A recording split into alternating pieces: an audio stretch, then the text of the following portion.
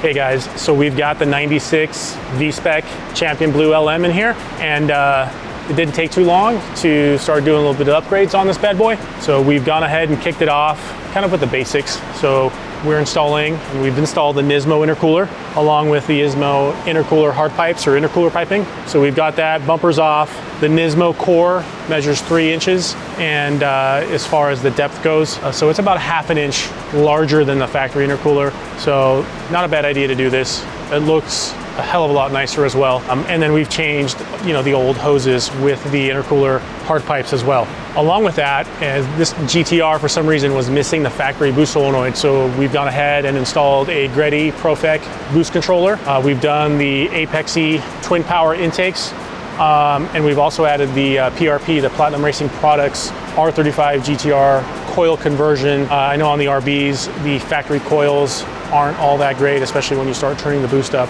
So we aren't gonna go crazy with this thing. It's only on 91 and gonna keep it around 14 pounds of boost. And we've also gone ahead and added a Dyno Tunes Type 2 board.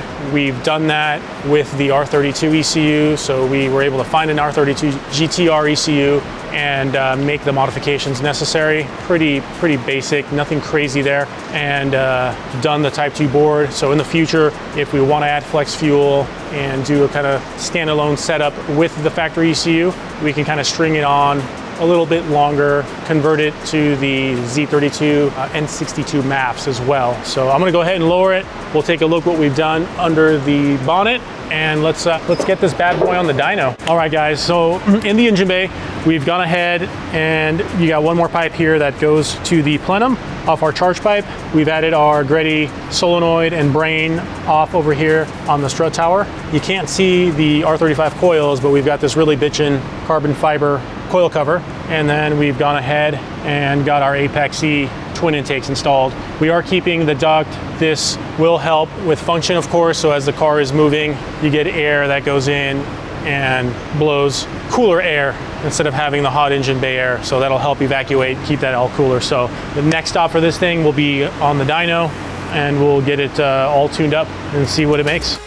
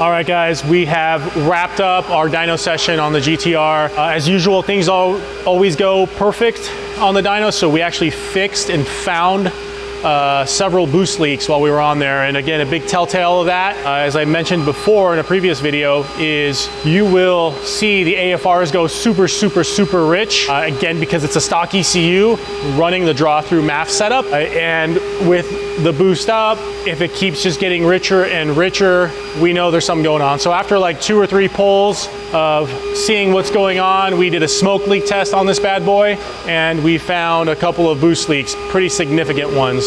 So these are the compressor outlet gaskets. It's a 2-bolt, and you can see that they were just completely blown out. But besides that, we can tell that the car was apart because this gasket wasn't even where it needed to be. It was hanging off the side of the pipe. So got that fixed and repaired, and we're making proper power again. Apologize for the noise, guys. We are still working on getting the shop completed. So it's been a little bit of chaos at the moment. So with that being said, got this bad boy on the Nissan Type 2, got it all dialed in with the Greddy ProFect boost controller, and we are making some good power now.